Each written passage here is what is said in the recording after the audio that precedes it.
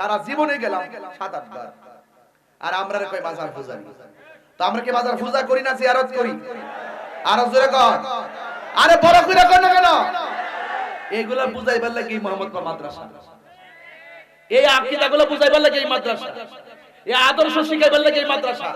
এই প্রেম শিখাইবার লাগি এই মাদ্রাসা।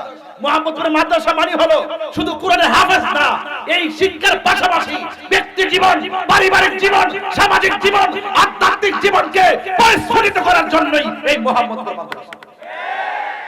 এই মাদ্রাসাকে জানে মানে সহযোগিতা দরকার আছে না? আরে কত কোন আছে কিনা বলেন?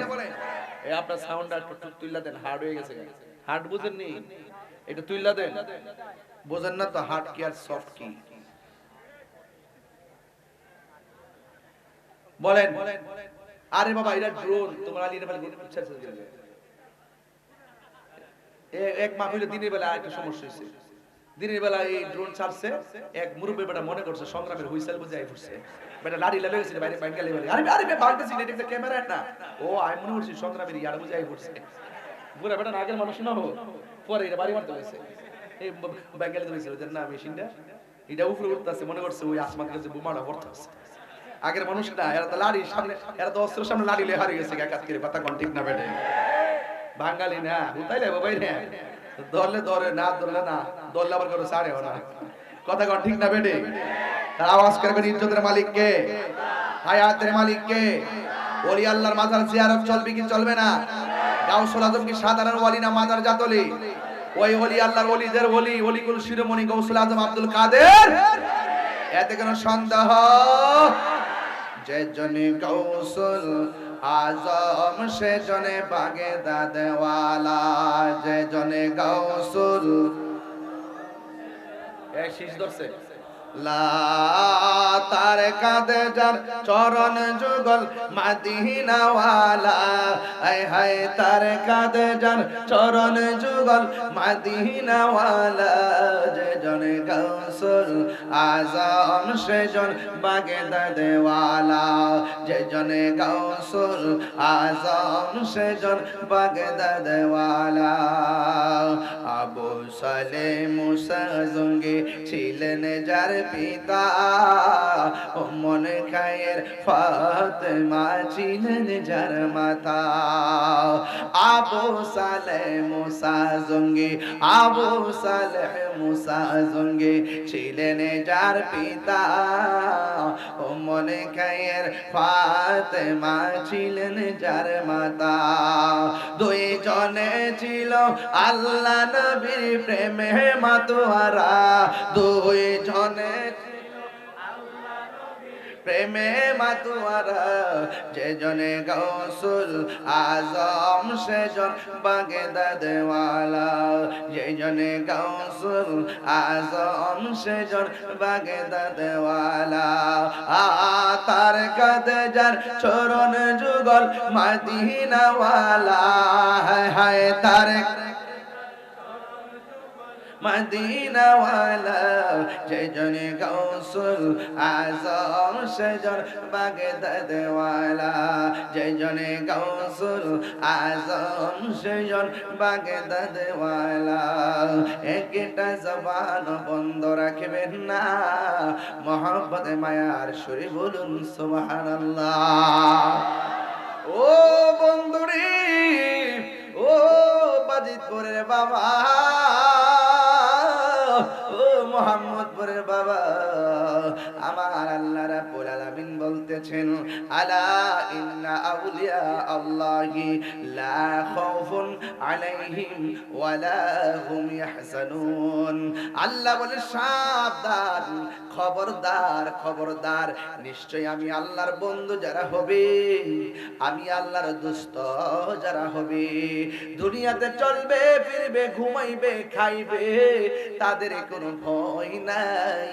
আবার যারা আখিরাত যেদিন কায়েম হয়ে যাবে, হাসরের ময়দান যেদিন কায়েম হয়ে যাবে, যেই দিন সব মানুষ নাফসি নাফসি বলে কাঁদবে গো, আমার আল্লাহর হাবিব বলেন হাসরের মাঠটা এত কঠিন হবে রে, এত কঠিন হবে, সাত প্রকারের মানুষ ছাড়া সাত প্রকারের মানুষকে আমার আল্লাহ আরশে আজিমের নিচে ছায়া দিবেন। জোরে কোন কয় প্রকার? সাত প্রকারের মানুষকে আমার আল্লাহ আরশে আজিমের নিচে ছায়া দিবেন। এর মধ্যে এক নম্বর হলো যারা দুনিয়ার জমিনে ন্যায় বিচার করে। আপনারা জবান খুলে বলুন, আমার নবীর কথা কি সত্য না মিথ্যা? আর জোরে বলুন, সত্য না মিথ্যা? আল্লাহর হাবিব বলে গো, হাসরের ময়দানে যেদিন কায়েম হবে, সাত প্রকারের মানুষকে আমার আল্লাহ আরশের নিচে ছায়া দিবে। এখন প্রশ্ন হলো হুজুর, এক নম্বর কেডা? জানার দরকার আছে না নাই? এক নম্বর হলো তারা যারা সমাজের ন্যায় বিচারক। আমার সমাজের মধ্যে বিচারকের অভাব নাই, আবার ঘুষ খায়া বিচারকের অভাব নাই। ঘুষখোর বিচারক আছে না নাই?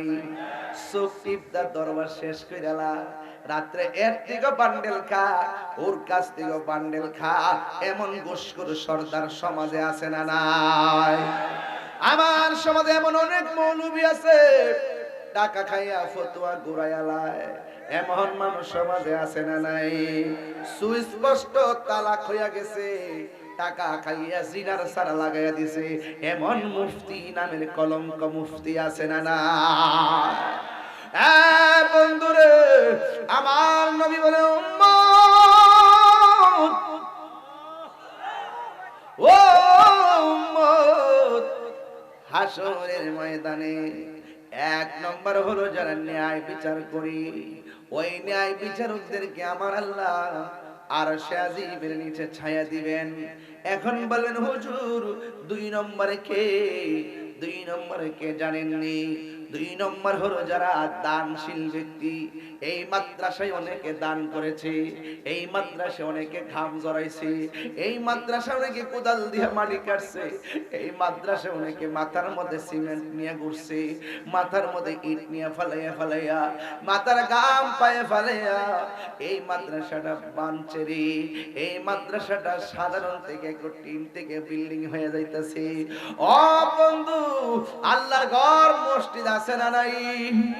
এই ঘরের মধ্যে টাইলসের কাজ বাকি আছে।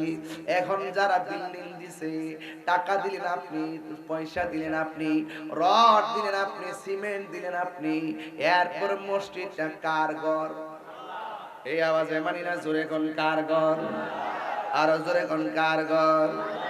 মসজিদের টাকা দিলেন আপনি, পয়সা দিলেন আপনি, রড দিলেন আপনি, এরপর মসজিদ আপনার দাবি করতে পারেন না। এই মসজিদটা হলো আমার আল্লাহর ঘর।